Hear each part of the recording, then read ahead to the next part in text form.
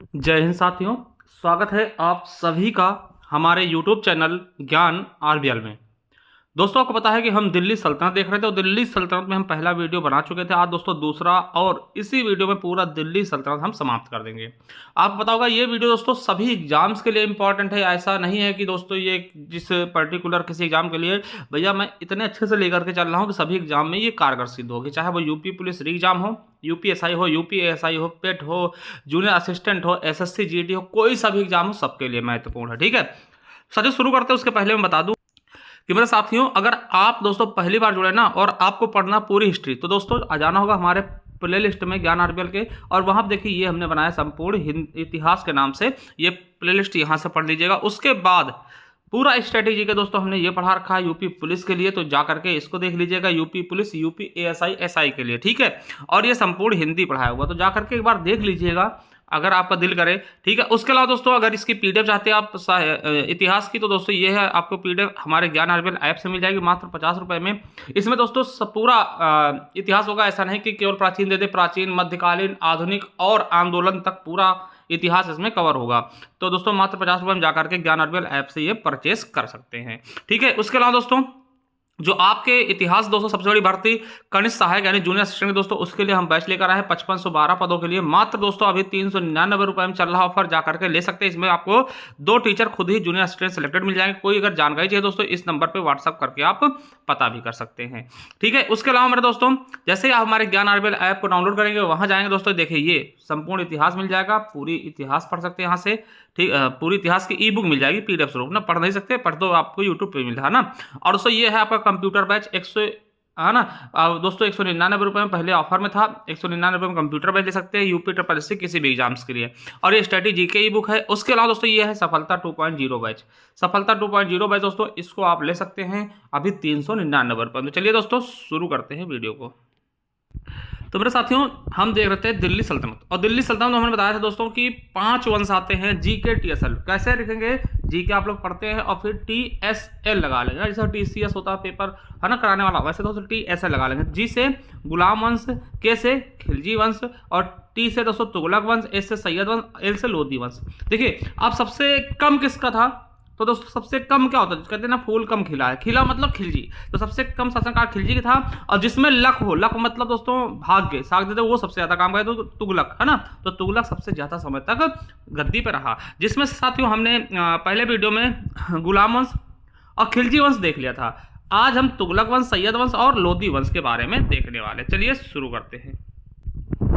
तो साथियों जो तीसरा वंश था दिल्ली सल्तनत का, तुगलक वंश, तो तुगलक वंश के बारे में देखते हैं। आपको मैं बता दूं कि तुगलक वंश का अगर कार्यकाल की बात कोई करे आपसे, तो बता देना कि 1320 से लेकर के 1414 ईस्वी तक दोस्तों इसने काम किया।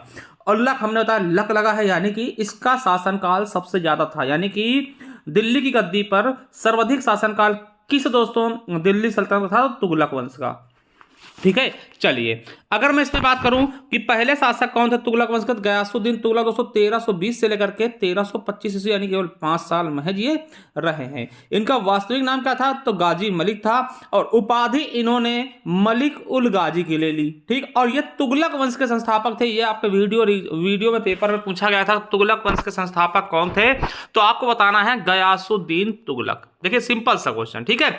चलिए उसके बाद कि सल्तनत काल में नहर बनवाने वाला प्रथम शासक कौन था दोस्तों, तो ये आपका तुगलक ही था दोस्तों। इसने नहर का निर्माण करवाया था। यूपी पीसीएस 2017 पूछा गया कि सल्तनत काल में सबसे पहले नहर किसने बनाया, तो साथियों किसने बनवाया था नहर सिंचाइयों के लिए, ठीक है, फसलों की सिंचाई के लिए, है ना, खेतों की सिंचाई के लिए दोस्तों, तो तुगलक वंश का कौन प्रथम शासक यानी गयासुद्दीन तुगलक ने, ठीक है। और इसने तुगलकाबाद, दिल्ली में दोस्तों आप देखेंगे तुगलकाबाद नगर और 56 कोट दुर्ग का निर्माण भी करवाया, ठीक है। चलिए और अगर इसके मैं अभियान की बात कर लूं, तो साथियों वारंगल अभियान 1321 से 23 तक, ठीक है, 1321 और 23 में 2 बार इसने वारंगल अभियान शुरू किया। और जूना खां के नेतृत्व में, किसके नेतृत्व में, जूना खां के नेतृत्व में दोस्तों पहली बार हारता है, दूसरी बार जीत जाता है। जैसे हमने मोहम्मद गौरी केस में बताया था दोस्तों, पहली बार हार जाता है मोहम्मद गौरी पृथ्वीराज चौहान से, दूसरी बार जीत जाता है ना 91-92 में। वैसा सेम दोस्तों, ठीक है।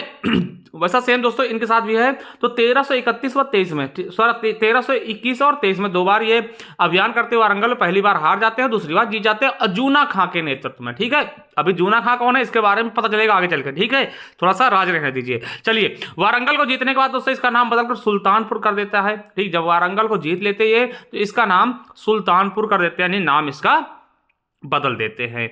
दूसरा दोस्तों विजय होता है इनका जाज नगर विजय 1324 ईस्वी में। किसके खिलाफ था ये? राजा भानुदेव द्वितीय के खिलाफ। फिर दोस्तों तीसरा इनका विजय होता है बंगाल विजय। और दोस्तों आपको बता दें कि बंगाल विजय से लौटते समय इन्हें रास्ते में निजामुद्दीन औलिया दोस्तों, जिनकी दरगाह आपको पता है दिल्ली में। ठीक है, तो निजामुद्दीन औलिया मिलते हैं और इनसे क्या कहते हैं? हुजूर दिल्ली अभी दूर है। ठीक है, हुजूर दिल्ली अभी दूर है कौन कहता है? तो निजामुद्दीन औलिया कहते हैं। ठीक है, और ये लकड़ी के महल में दोस्तों दबकर इनकी मृत्यु हो जाती है दोस्तों। ठीक है, अभी देखिए हमने बताया था दोस्तों जूना खां, ठीक है, कि जूना खां के नेतृत्व में वारंगल में अभियान करता जूना खां इनका लड़का था दोस्तों। तो चलिए अब जूना खां के बारे में देख लें, जिसको हम MBT के नाम से जानते हैं, मोहम्मद बिन तुगलक दोस्तों। 1325 से 1351 तो दोस्तों इसके लिए मोस्ट इंपॉर्टेंट, इसको याद रखिएगा। ठीक है, चलिए अब दोस्तों बात करते हैं कि मोहम्मद बिन तुगलक का मूल नेम क्या था? जूना खां था, तो हमने बताया वारंगल अभियान इसने किया था। इसको अन्य किस नाम से जानते हैं दोस्तों? इसे हम बोलते शिक्षित, रक्त पिपासु, स्वप्नशील और मनियारों का राजकुमार। दोस्तों ये क्वेश्चन आपके यूपी से पूछा गया। दोस्तों आपको बता दें कि ये सबसे पढ़ा लिखा शासक था दिल्ली सल्तनत में, मगर दोस्तों इसको पढ़ा लिखा मूर्ख भी कहते थे। क्या कहते थे? पढ़ा लिखा मूर्ख। ठीक है, दिल्ली का सबसे पढ़ा लिखा शासक था दोस्तों। ठीक है, और दोस्तों इसने सती प्रथा को रोकने का प्रयास भी किया था। SSC CPO में भी ये पूछा गया है। ठीक है, चलिए अब दोस्तों इसकी कुछ असफल योजनाएं हैं जिनके लिए ये दोस्तों बहुत ही ज्यादा चर्चित था। तो दोस्तों इस आपको बता दें असफल योजनाएं थी जिनके लिए चर्चित था, और आपको बता दूं साथियों इसीलिए इसको पढ़ा लिखा मूर्ख भी कहते थे ना। चलिए, पहला है दोआब में कर वृद्धि। दोआब क्या होता है पहले आपको बता दूं, जैसे मान ले दोस्तों एक नदी निकल रही, इधर से गंगा, इधर से यमुना, जरूरी नहीं कि गंगा यमुना ही हो, तो उनके बीच का क्षेत्र दोस्तों दोआब कहलाता है। जैसे समझिएगा, दोआब दोस्तों बहुत ज्यादा उपजाऊ होती है, क्योंकि इधर से मिट्टी ले बहा कर लाई जाती है दोस्तों, इधर से मतलब दो नदियों के बीच की जगह को हम दोआब बोलते हैं। ठीक है, तो वहां पे इसने कर वृद्धि कर दी। अब से पंजाब, पंजाब क्या है? 5 नदियों के बीच की भूमि, उसी प्रकार से दोआब होता है, तियाब होता है ना। इस तरीके से दोस्तों ये चीजें होती है। तो आई होप दोआब समझ जाऊंगा। ठीक है, तो समझिए दोआब में कर वृद्धि मतलब होता क्या? 1325 में दोआब में 10 गुना कर वृद्धि कर दी। और देखिए इसकी किस्मत भी देखिए, जब इसने कर वृद्धि की ना उसी समय अकाल पड़ गया। देखिए ये कैसा इंसान था जिस समय इसने, और देखिए वृद्धि भी कितनी कर, 10 गुना कह दिया कि भैया दोआब में जो भी खेती करेगा 10 गुना कर देगा, है ना। और भगवान ने कहा भैया रुको रुको रुको रुको, सबर करो। और क्या किया? अकाल पड़ गया भाई, बिल्कुल किसान परेशान हो गए दोस्तों, और ये योजना असफल हो गई बुरी तरीके से। तो इसकी पहली योजना आपने देख ली, असफल हो गई। अभी दूसरे से मिलवाते हैं। दूसरी दोस्तों राजधानी परिवर्तन 1327 ईस्वी में दोस्तों इसने कहा मैं राजधानी परिवर्तित कर लेता हूं अपनी। जो राजधानी जैसे अभी कोलकाता से दिल्ली आई थी, है ना, पहले आपको पता है अपनी राजधानी क्या थी? कोलकाता थी। कोलकाता दिल्ली क्या गया 1911 ईस्वी के आसपास। ठीक है, उसी तरीके से इसने सोचा, थोड़ा दिमाग लगाया भैया, हम क्या करते हैं ना कि राजधानी चेंज कर लेते हैं। इसने क्या किया कि दिल्ली से दोस्तों 700 मील दूर देवगिरी में, कहां पर दोस्तों?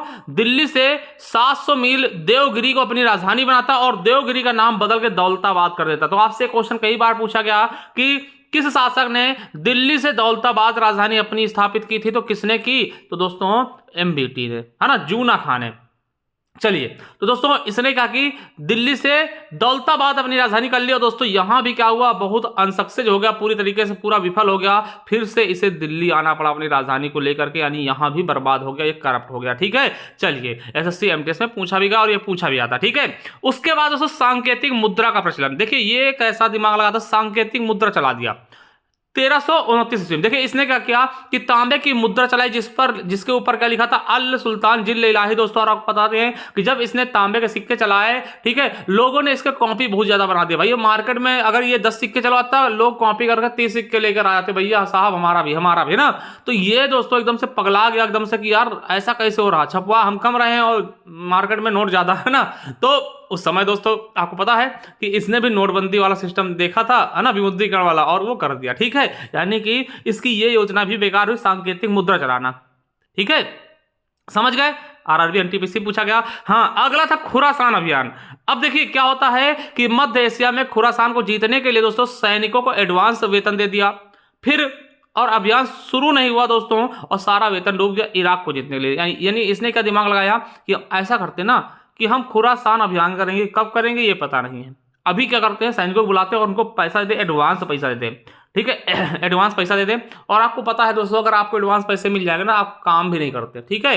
तो ये तो बहुत पहले की बात है, ठीक है। तो उसके बाद क्या हुआ, जब भैया लड़ाई का समय आया तो भैया किसी ने कहा हमें मौसी के यहाँ शादी है और हमारी बीबी क्या है, प्रेग्नेंट है, हम नहीं जाएंगे, हमारे पेट में दर्द है, हम नहीं जाएंगे। मतलब पैसे खा के सब बैठ गए और जाने को तैयार नहीं लड़ने के लिए। तो कैसे काम होगा ना, ये भी योजना इसकी बेकार हो गई। वैसे दोस्तों इसने भला ही सोचा था, चलिए हम पैसे पहले दे देते, क्या दिक्कत है ना, मगर उसका गलत प्रभाव पड़ा, लोगों ने बहाने बना दिए, यानी कि ये भी असफल हो गई।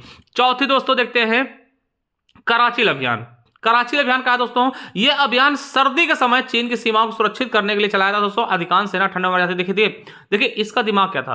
देखिए ये कराचल कहाँ था दोस्तों, ये चीन के आसपास का क्षेत्र। आपको पता है यहाँ पे दोस्तों चीन का है, यहाँ बहुत ठंडी पड़ती थी और ये बेवकूफ इंसान ठंडी में ही अभियान चलाना चाहता था, जिससे दोस्तों आपको बता दें अधिकांश सेना जो थी ना ठंड के मारे सिकुड़ के मर गई वहां पर। क्योंकि देखिए अभी तो अत्याधुनिक दोस्तों कपड़े भी है ना, सारी चीजें पहन के, है ना, हमारी सेना दोस्तों माइनस टेम्परेचर में, है ना, सियाचिन में रह रही है, मगर उसको समय इतना कुछ नहीं था, ठीक है। और सेना क्या होती दोस्तों, इनकी ठंड के मारे अधिकांश सेना मर गई थी ना, तो ये भी असफल हो गया। तो इससे आप दोस्तों इसीलिए इसको पढ़ा लिखा मूर्ख भी कहते हैं। और याद रखें सबसे इंपॉर्टेंट क्वेश्चन तो दोस्तों यही है कि इसी के काल में उत्तरी अफ्रीका यानी मोरक्को का यात्री इब्न बतूता था दोस्तों। कई बार क्वेश्चन पूछा गया कि इब्न बतूता कहाँ निवासी था, मोरक्को था। किसके समय में आया, तो मोहम्मद बिन तुगलक। एसएससी एचएसएल और आरआरबी एनटीपीसी 2021 में, यानी लेटेस्ट क्वेश्चन भी बन रहा, ठीक है, 1313 ईस्वी में, 1333 ईस्वी में, ठीक है। और इसकी दोस्तों एक किताब थी किताबुल रहला, इब्न बतूता की एक पुस्तक थी किताबुल रहला दोस्तों। ये भी क्वेश्चन आपके एसएससी जीडी पूछा गया और इब्न बतूता को ये दिल्ली का काजी नियुक्त कर देता है, ठीक है, याद रखेंगे। और मोहम्मद बिन तुगलक एक ऐसा सुल्तान था जिसने हिंदुओं के मुख्य त्योहार होली भी मनाता था, यानी होली में ये भाग लेता था। कौन, एमबीटी जूना खां, ठीक है। चलिए अब दोस्तों कहते हैं फिरोज शाह तुगलक। क्या दोस्तों, फिरोज शाह तुगलक, आपको बता दें कि फिरोज शाह तुगलक की बात करें 1351 से 1328 तक रहता है और इसने उपाधि सुल्तान काल का अकबर, देखिए इसको क्या बोलते थे, सुल्तान काल का अकबर या फिर सुल्तान काल का जयसिंह कहा जाता था। किसको, फिरोज शाह तुगलक को, ठीक है। इसके पिता का नाम रज्जब था, गयासुद्दीन तुगलक का भाई था। माता का नाम बीबी जयला, ये हिंदू माता थी इसकी, ठीक है।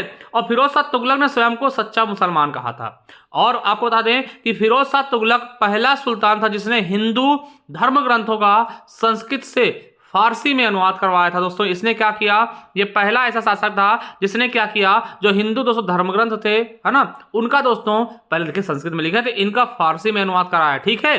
चलिए और एक चीज मैं और बता दूं आपको कि इसने टोटल 24 करों को समाप्त कर दिया था दोस्तों। ये ऐसा शासक था जिसने 24 कर को समाप्त करके केवल कहा 4 कर लगेंगे। जैसे अभी क्या है, सारे कर समाप्त करके कहा केवल 1 कर लगेगा, जीएसटी लगेगा, है ना। वैसे दोस्तों इसने भी दिमाग लगाया था, ठीक है, कि 24 कर खत्म करिए, फालतू की चीजें बार बार कहां लेते फिरेंगे, बस 4 मुख्यतः लगा दीजिए।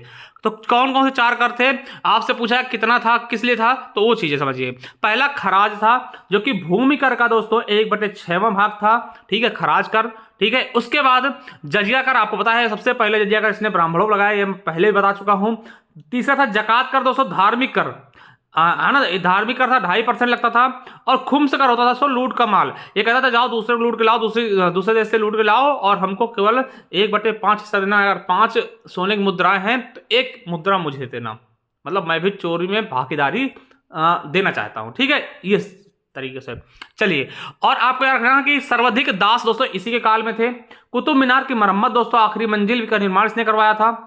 अशोक के मेरठ टोपरा स्तंभ को दोस्तों दिल्ली लेकर के आया था। और इसके अलावा इसने फिरोजाबाद और फिरोज शाह कोटला और फतेहाबाद दोस्तों नगर की स्थापना भी कराई, ठीक है। आपको पता है फिरोज शाह कोटला दोस्तों दिल्ली में पड़ता है और फिरोज शाह कोटला दोस्तों क्रिकेट स्टेडियम था जिसका नाम अरुण जेटली क्रिकेट स्टेडियम कर दिया गया। ये चीजें आपको पता होंगी, ठीक है। और 1354 में याद रखिएगा, बहुत इंपॉर्टेंट दोस्तों, 1354 में फिरोज शाह कोटला किला बनवाया दोस्तों, है ना, वही फिरोज शाह कोटला आपको पता है, हम बता चुके हैं, ठीक है, जो कि जमुना नदी किनारे स्थित था। किस नदी किनारे, यमुना नदी किनारे स्थित था। ये जूनियर असिस्टेंट में पूछा गया है, ठीक है। और दोस्तों इसने जूना खां की याद में दोस्तों जौनपुर की स्थापना की, जिसे हम पूर्व का सिराज कहते हैं। जूना खां की याद में, जूना खां वही जिसको हम पढ़ा लिखा मूर्ख बताए थे अभी, ना, उसकी याद में इसने जूना खां की याद में जौनपुर की स्थापना करी। और बता दें कि दिल्ली सुल्तान जिसने सबसे अधिक नहरों का निर्माण करा दोस्तों ये यही था, फिरोज शाह तुगलक था दोस्तों, जिसने सबसे ज्यादा नहरों का निर्माण कराया था ना। बीपीएससी में पूछा गया। अभी देखिए शुरुआत तो इसके संस्थापक ने किया था,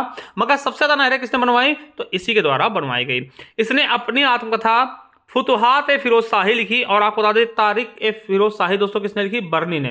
ठीक है, इसके विभाग क्या क्या थे, तो दीवान बंदरगान गुलामों के लिए एक विभाग था, दीवान खैरात मुस्लिम लड़कियों और विधवाओं के लिए था, और दीवान इतिहास दोस्तों वृद्ध पेंशन के लिए, और दीवान रिसालत दोस्तों किसके लिए था, लोक शिकायतों के लिए। ठीक है, ये इसके विभाग थे बनवाए हुए। ठीक है, उसके अलावा प्रतिबंधित क्या क्या था, तो मैं आपको बता दूं दोस्तों कि महिलाओं का मजार पर जाना प्रतिबंधित था, यानी महिलाएं मजार में नहीं जा सकती थी। सोने चांदी के बर्तनों का प्रयोग दोस्तों इसके समय बैन था। दीवारों पर चित्रकारी करना भी बैन था, इसने लगा रखा था। चलिए अब दोस्तों फिरोज शाह तुगलक के बाद दोस्तों कौन कौन आता है, 1388 1414 तक दोस्तों, जो आता है इंपॉर्टेंट है नहीं। देखिए फिरोज शाह तुगलक के बाद आएगा तुगलक शाह आ जाएगा, फिर अबकुर का आ जाएगा।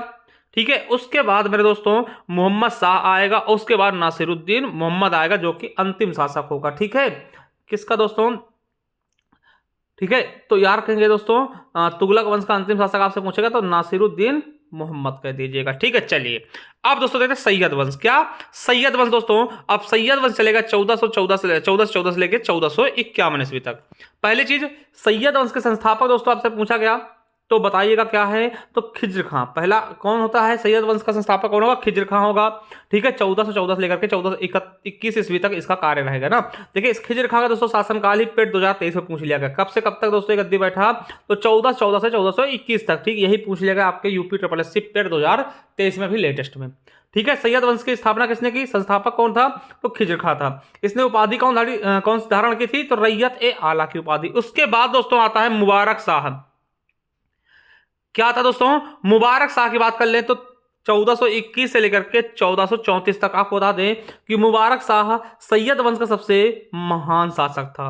मुबारक शाह सैयद वंश का सबसे महान शासक था और 1433 ईस्वी में यमुना नदी के तट पर मुबारकाबाद नामक नया नगर बसाया और इसने अपने नाम का खुतबा भी पढ़ाया था। ठीक है यार कहेंगे, और तारीख मुबारक शाही याहिनी है ना, तारिक मुबारक शाही याहिया बिन अहमद सरहिंदी द्वारा दोस्तों लिखा गया था, ये रचना है यार कहेंगे। और इसकी उपाधि क्या थी, इसने शाह की उपाधि ली थी।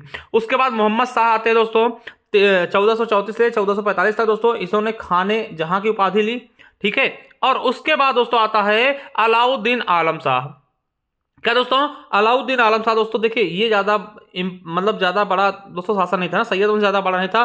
ठीक है, चलिए और जो अलाउद्दीन आलम शाह होते दोस्तों ये 1445 से 1476 तक होते दोस्तों इनका शासनकाल, और ये सैयद वंश का अंतिम शासक था दोस्तों। ये स्वयं दिल्ली का शासन छोड़ के बदायूं चला था, मतलब ऐसा नहीं कि इसको किसी ने मार के भगाया हो, ये स्वयं छोड़ के चला था, कहता नहीं भैया हम नहीं करेंगे, हम चाह रहे हैं बदायूं, ठीक नानी घर जा रहे हैं ना, तो छोड़ छाड़ के चला था। ठीक है, अब इसके बाद देखिए कौन कौन से पढ़ चुके हैं, गुलाम वंश, जी के से खिलजी और टी से तुगलक, एस से सैयद।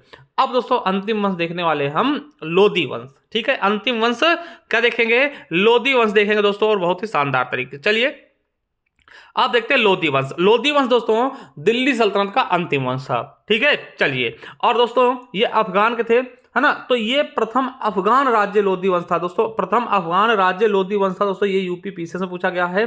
ठीक है, लोधी वंश की काल का कार्यकाल कितना था, तो 1451 से 1526 तक। ठीक है, चलिए और दिल्ली सल्तनत का अंतिम वंश था तो ये क्या था, दिल्ली सल्तनत का अंतिम वंश। आपको बता दें कि पहले कौन आएगा, तो बकलोल लोधी है ना, बकलोल लोधी वंश का संस्थापक होगा 1451 से 1489 तक। आपको बता दें कि बकलोल लोधी ने प्रथम अफगान राज्य की स्थापना की दोस्तों, याद रखेंगे ये आपके लिए इंपॉर्टेंट है। प्रथम अफगान राज्य की स्थापना किसने की, बकलोल लोधी ने, ये लोधी वंश का संस्थापक था। और आपको बता दें कि बकलोल लोधी दिल्ली सल्तनत के सभी शासकों में सर्वाधिक समय तक शासन किया, ये 38 साल तक। यानी कि जितने भी दोस्तों हम वंश पढ़ेंगे GK TSL में